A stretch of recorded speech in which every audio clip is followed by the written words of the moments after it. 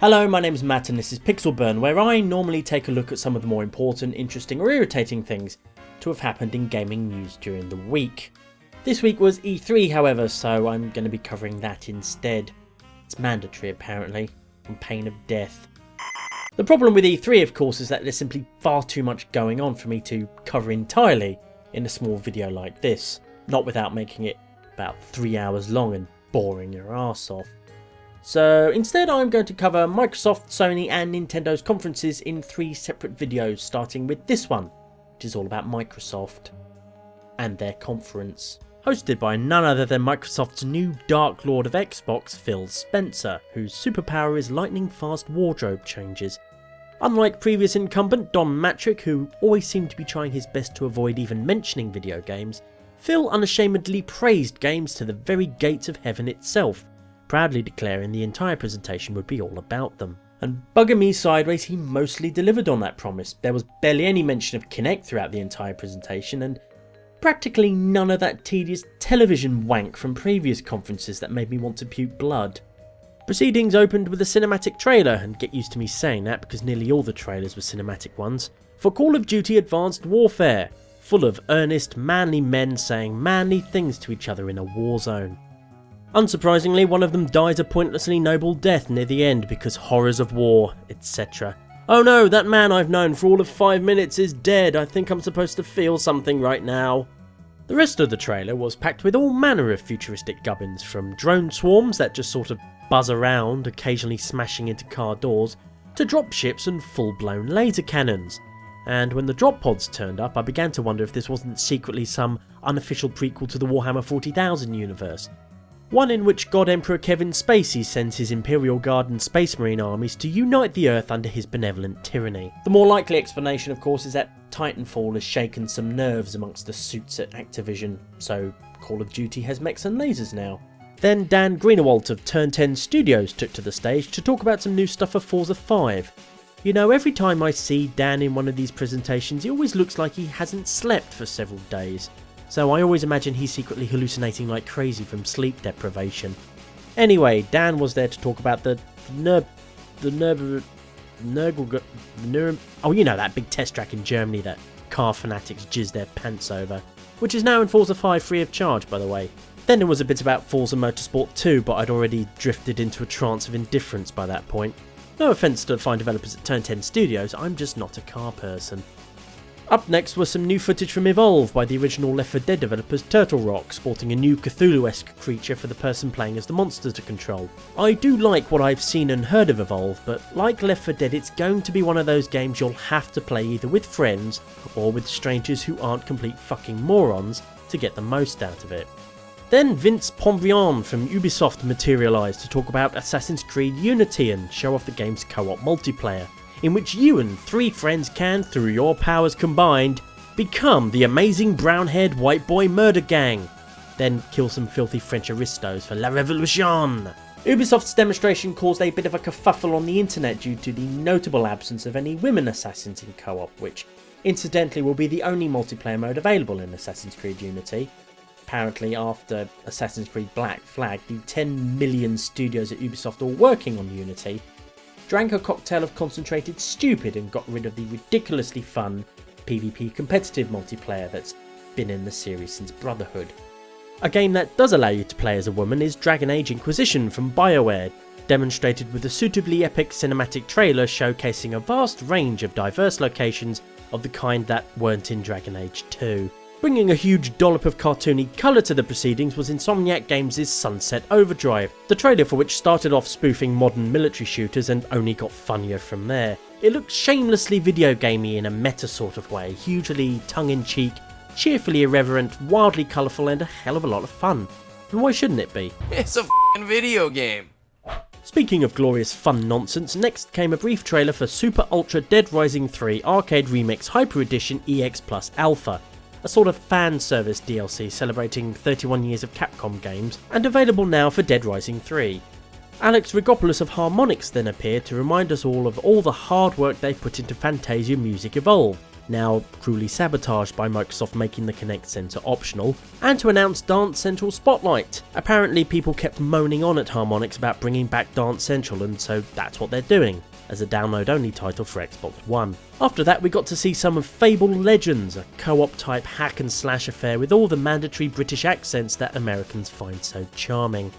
Although according to Lionhead it's more than just a co-op Fable, since one player can be the bad guy, plopping down monsters and traps like a malevolent god, malevolent god, malevolent god, for the bold hero players to overcome, which seems like a pretty interesting new twist on the action RPG genre, or at least it was when Dungeon Land did it last year.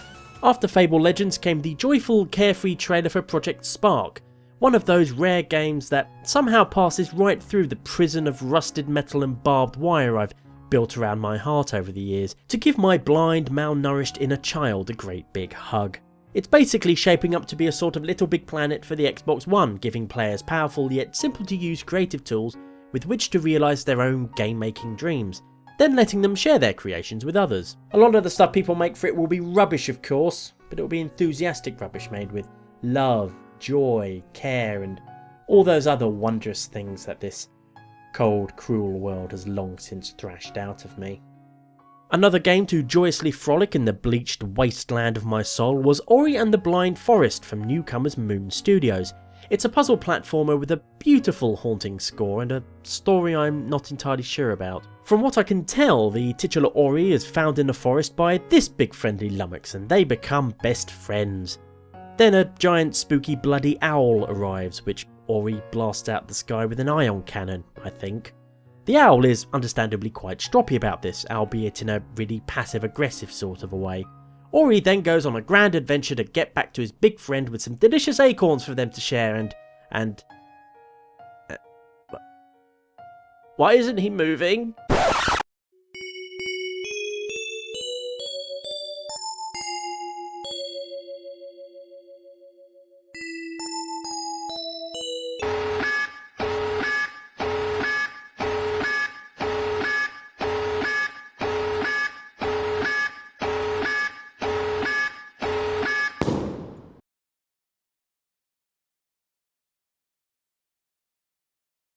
At the end of Halo 4,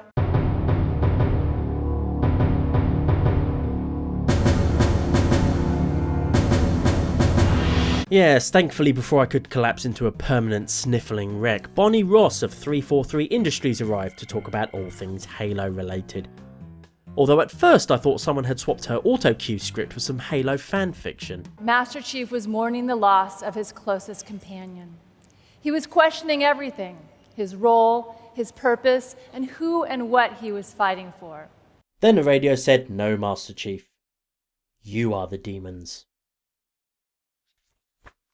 And then Master Chief was a zombie. This bit of the presentation was to announce the Master Chief Collection, all 4 original Halo games on one Blu-ray for Xbox One. From this November you'll be able to step back into the power-armoured boots of the most boring man in the universe, and relive his derivative sci-fi power trips in 1080p at 60 frames per second.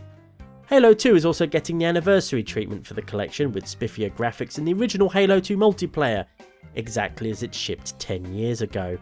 So if you're a long-time Halo fan, you can soon enjoy getting killed all over again on all those familiar maps, by children who hadn't even been born yet when Halo 2 first came out.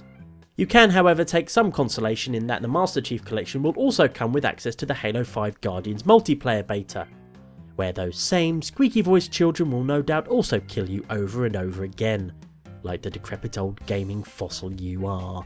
You'll also get access to the new Halo live-action series called Halo Nightfall, executive produced by Ridley Scott of all people, which could be reasonably entertaining I suppose.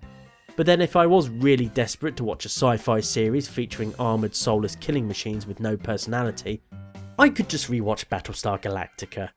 We then got our first glimpse of Inside from Limbo developers Playdead, which looks a lot like Limbo, only set in a beautiful utopia where children are taught to know their place.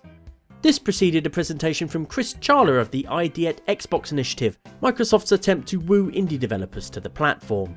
Cue a montage of a whole bunch of snazzy looking indie games including Lovers in a Dangerous Space-Time, Lifeless Planet, Cuphead and far too many others to list here. Next up was a cinematic trailer for Rise of the Tomb Raider, sequel to last year's Tomb Raider reboot, which flitted between Lara Croft doing Tomb Raidery things in the wilderness and sitting on her ass in a chair while a psychiatrist patronised her. Some people have criticised the trailer for reinforcing the idea that a woman must first be broken before she can become a hero. And I can't say I entirely disagree with that criticism. Marcus Phoenix from Gears of War never had to justify himself to a psychiatrist. Although if he had, then he might not have been such a gravelly voiced twat. We were then treated to some actual gameplay footage from The Witcher 3 in which Geralt of Rivia tracked a griffin through a vast, gorgeous open world. I then immediately had to go and change my trousers. Microsoft creative director Ken Lobb then came to the stage to talk about TJ Combo coming to Killer Instinct.